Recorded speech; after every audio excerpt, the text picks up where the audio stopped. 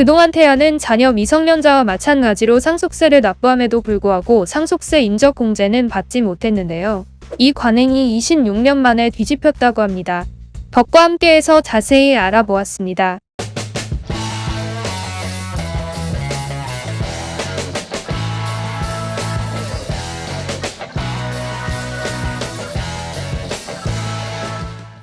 A씨는 2018년 8월 사망했습니다. 사망 당시 A씨에게는 부인 B씨와 돌이가 지난 아이가 있었고 B씨는 임신 중이었는데요.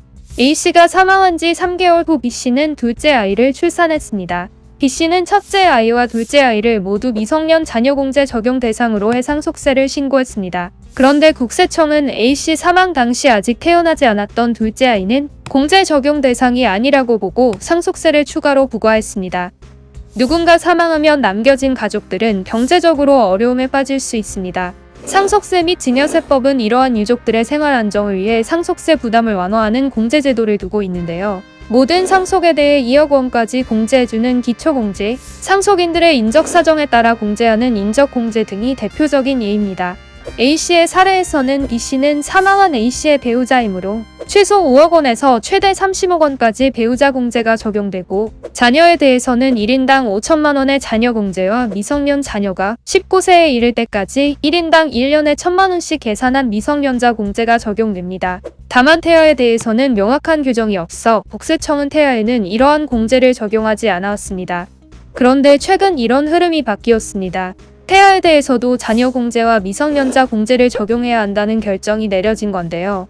둘째 아이는 A씨 사망 당시 태아였지만 이후 출생의 상속권이 인정되고 상속세 납세 의무를 부담하게 되므로 둘째 아이에 대해서도 상속세 공제제도를 적용하는 것이 타당하다는 겁니다. 특히 위와 같은 자녀 공제와 미성년자 공제 취지는 가족의 사망으로 인한 경제적 충격을 완화하고 상속인의 생활 안정을 도모하는 것이므로 이런 공제를 부인하는 것은 잘못이라는 판단입니다.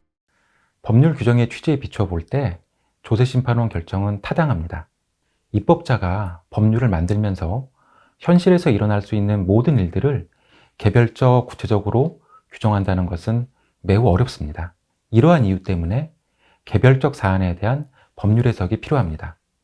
이 사안에서도 태아에 관하여 명확한 규정이 없다는 이유만으로 태아에게 미성년 자녀 공제를 인정하지 않는다면 태아에게 상속권과 상속세 납세 의무를 인정하는 취지는 물론 미성년 자녀 공제를 둔 취지에도 반하게 되는 것입니다.